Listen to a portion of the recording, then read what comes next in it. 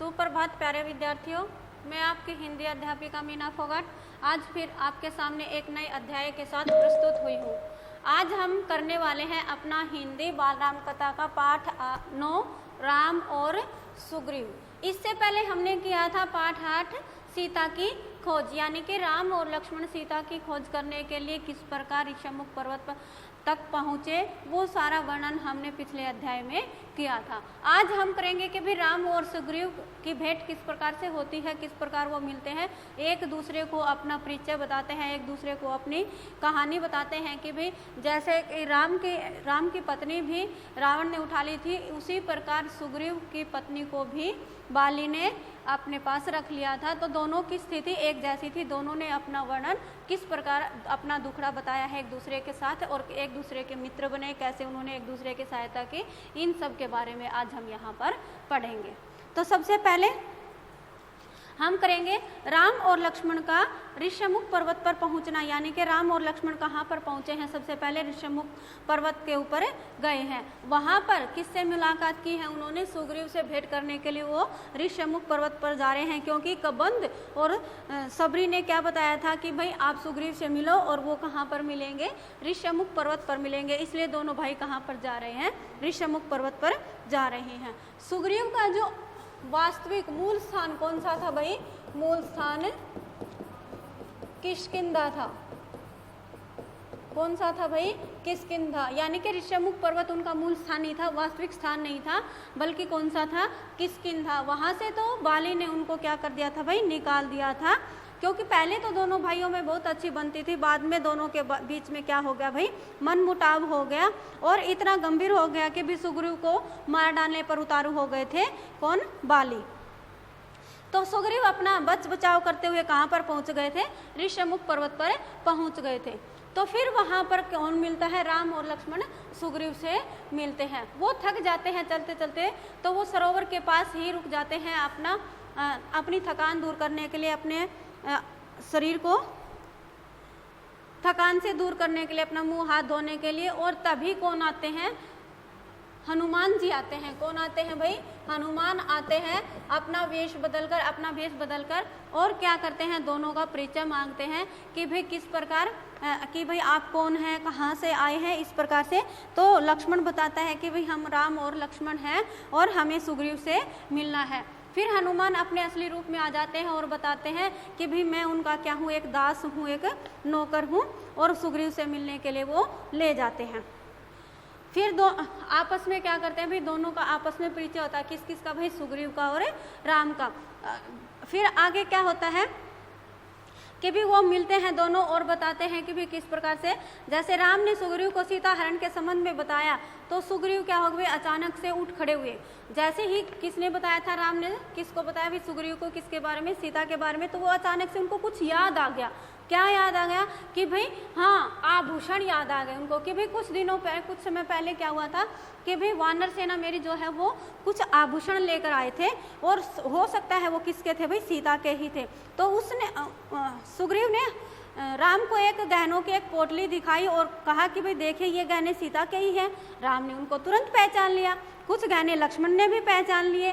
गहने देखकर राम में क्या हो गया भाई, शोक में डूब गए, दुखी हो गए, अपने आप को क्या करने लगे, वो धिक्कारने लगे कि भाई हे सीता, मैं तुम्हारी संकट में भी कोई भी मदद नहीं कर सका। इसके लिए मेरा पौरुष, मेरा बल, मेरा पराक्रम किस काम का, यदि मैं तुम्हारी सहायता ही नहीं कर पाया। तो फिर इसके ऊपर सुग्रीव ने उनको क्या दी भी, सांत्वना दी। क्या दी थी उनको, सांत्वना दी, यानी कि ढाढ़स बनाया, उनको शांत किया कि भाई हम आपस में मिलकर क्या करेंगे, सीता माता को वापस लेकर आएंगे, उनको अवश्य मिलाएंगे।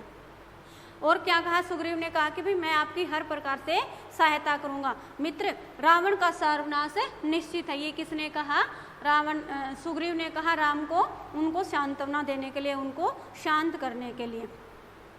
फिर क्या क्या, राम के बाद सुग्रीव ने अपनी व्यथा यानी कि अपनी पीड़ा, अपना जो कष्ट था वो बताया। क्या बताया उन्होंने कि भाई बाली ने मुझे राज्य से निकाल दिया है, मेरी स्त्री भी छीन ली, मेरा वध करने की वो इच्छा रखता है। संकट के समय हनुमान ने, नल ने और नील ने, किस किस ने सहायता की है भाई मेरी, हनुमान ने, नल और नील, इन्होंने मेरी क्या की है भाई, सहायता की है। और इनका मैं क्या हूँ, आभारी हूँ। मुसीबत के समय में इन सभी ने मेरी बहुत अधिक सहायता की है। उसने राम से सहायता मांगी। क्या क्या भी, सुग्रीव ने राम से सहायता मांगी। राम बोले चिंता मत करो मित्र, तुम्हें अपना राजा जरूर मिलेगा और तुम्हारी पत्नी भी जरूर मिलेगी। राम देखने में तो अच्छे राजकुमार लग रहे थे, सुकुमार थे, उन्हें देखकर उनकी शक्ति का पता नहीं चल रहा था। सुग्रीव को राम के आश्वासन पर भरोसा नहीं हुआ, यानी कि उन्होंने जो दिलासा दिलाई थी उस पर उनको विश्वास नहीं हुआ, क्योंकि वो जानते थे कि बाली महाबलशाली है, उसे हराना इतना आसान नहीं है। वह साल के 7 वृक्षों को, किसके भाई, जो साल के वृक्ष होते हैं ना, वो बहुत बड़े होते हैं साल के वृक्ष, उन 7 वृक्षों को वो क्या कर लेता था, एक साथ झकझोर सकता है, यानी कि हिला सकता है, एक साथ उखाड़ सकता है। कौन भाई, बाली। तो उसकी शक्ति का प्रदर्शन बताया उनको। तो राम ने क्या किया, फिर राम कुछ भी नहीं बोले, उन्होंने कुछ भी नहीं कहा और क्या किया, अपनी शक्ति का प्रदर्शन किया। उन्होंने क्या किया, इसके लिए अपना धनुष उठाया और तीर चला दिया। साल के 7 विशाल वृक्ष एक ही बाण से कटकर क्या हो गए भाई, नीचे गिर गए। यह सब देखकर क्या हुआ भाई, सुग्रीव ने उनके सामने हाथ जोड़ लिए और कहा मित्र अब विलंब कैसा, यानी कि अब विलंब का मतलब क्या होता है, देरी। अब देरी किस बात की है, अब तो क्या करना चाहिए, हमें आक्रमण कर देना चाहिए, बाली को युद्ध के लिए ललकारो। राम ने कह दिया कि भाई ललकार दो युद्ध के लिए, किष्किंधा की राजगद्दी का निर्णय उसी युद्ध में हो जाएगा। सुग्रीव चिंतित हो गए, चिंता में हो गए। क्यों, क्योंकि भाई युद्ध में बाली को हराना मुश्किल था। राम बोले चिंता मत करो मित्र, मैं पेड़ की ओट से युद्ध देखूंगा, जब तुम पर संकट आएगा तुम्हारी सहायता कर दूंगा। बाली की मृत्यु मेरे ही किससे होगी भाई, बाण से होगी, वह जरूर मारा जाएगा। योजना बनाई सभी ने और क्या किया भाई, किष्किंधा पहुंच गए।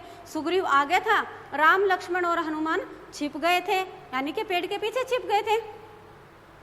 मेरे पीछे राम की शक्ति है, ऐसा कौन सोच रहा था भाई, सुग्रीव सोच रहे थे। और बाली को उन्होंने क्या कर दिया, ललकार दिया। बाली के क्रोध की कोई सीमा नहीं रही, वह गरजता हुआ आया और क्या किया, आज शिकार समय मेरे मुंह पर आया है, मैं तुझे नहीं छोड़ूंगा। भीषण मल्ल युद्ध हुआ। क्या हुआ भाई, दोनों के बीच में, सुग्रीव के बीच में और बाली के बीच में क्या हुआ, भीषण मल्ल युद्ध। मल्ल युद्ध क्या होता है, जैसे हम कुश्ती करते हैं और कुश्ती में दोनों बराबर की टक्कर वाले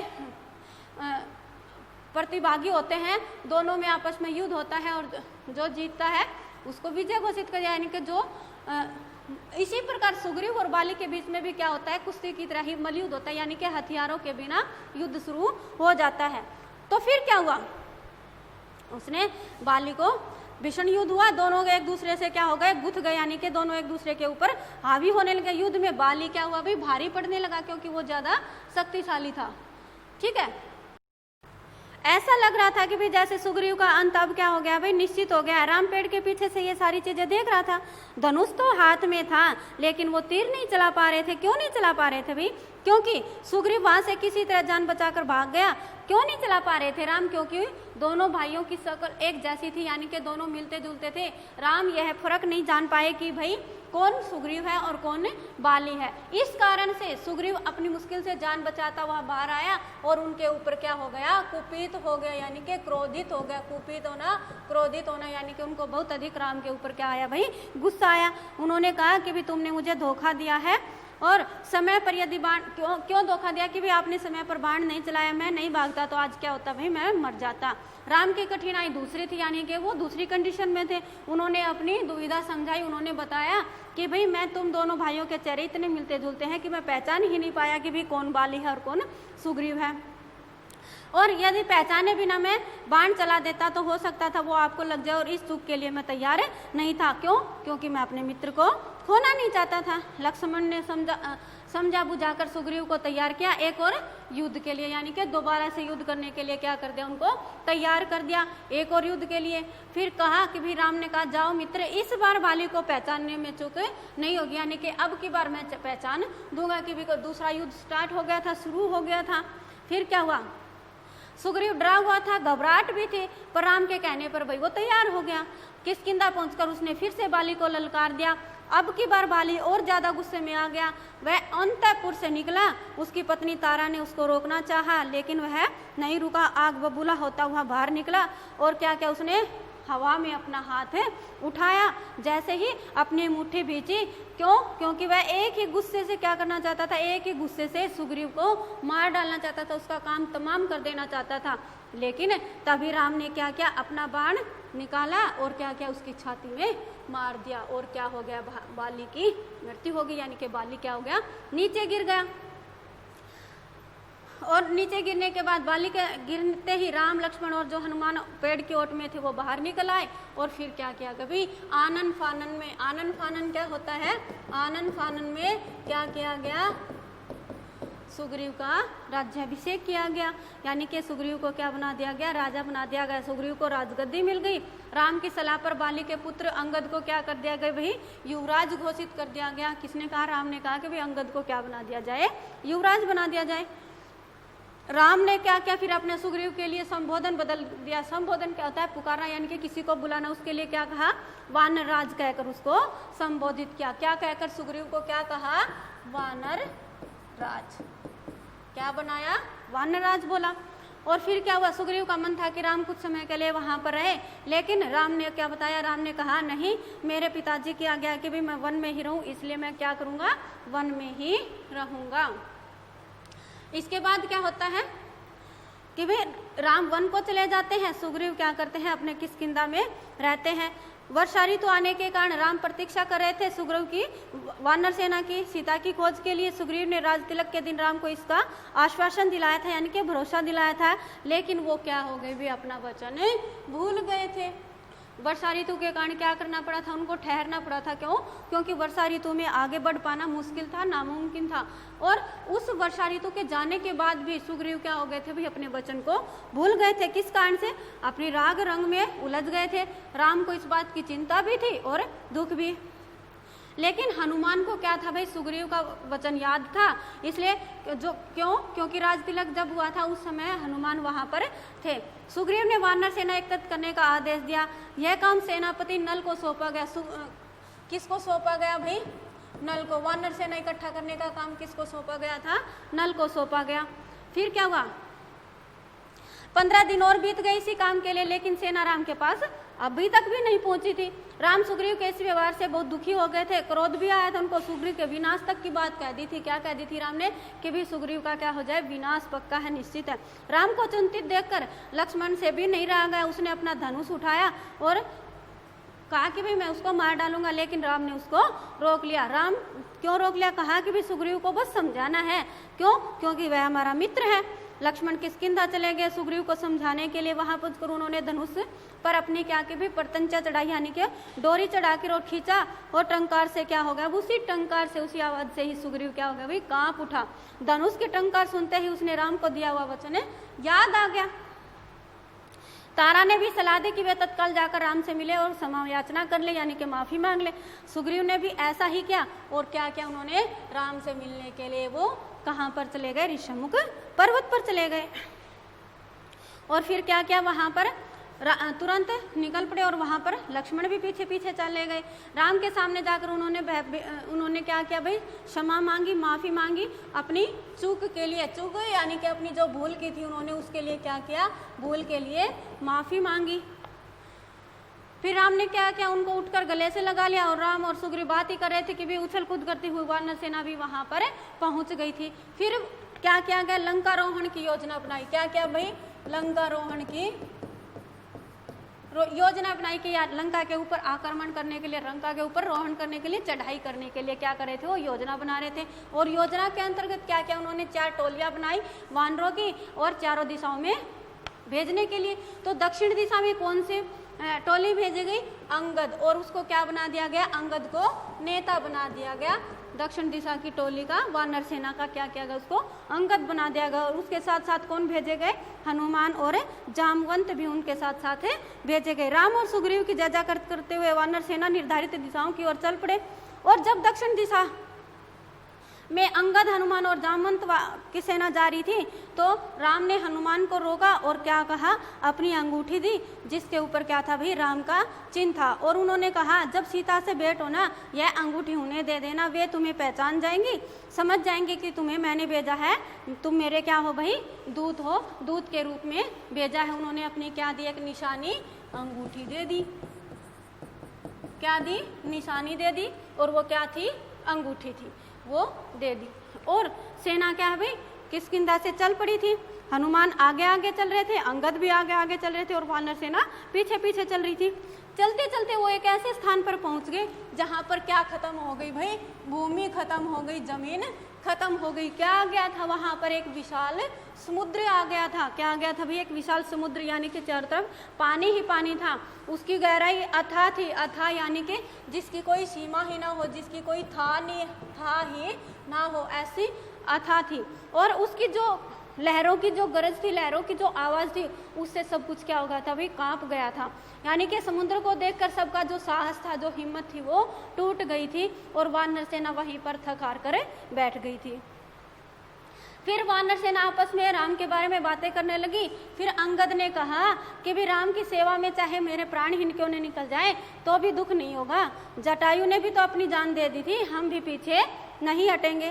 तभी एक विशाल का एक गिद्ध, जटायु का भाई था, जो कौन था भाई, विशाल का एक गिद्ध जिसका नाम क्या था, संपाति था। और वह किसका भाई था, जटायु का भाई था। उसने कहा, वो निकल आया और क्या कहा उसने कहा सीता लंका में है, इस बात को मैं जानता हूँ, रावण उन्हें लेकर गया है, आप लोगों को ये समुद्र पार करना होगा। क्या करना होगा भाई, ये विशाल जो समुद्र है वो पार करना होगा। सीता की सूचना मिलने से सब खुश हो गए, लेकिन उस समुद्र को देखकर सब क्या हो गए, फिर से निराश हो गए, हताश हो गए, क्योंकि समुद्र सामने था, विकराल था, यानी कि बहुत बड़ा था, उसे कौन पार करेगा, कैसे करेगा, इस बात को लेकर कौन उदास हो गया भाई, अंगद उदास हो गए कि भी इतना विशाल समुद्र है, उसको पार कौन करेगा।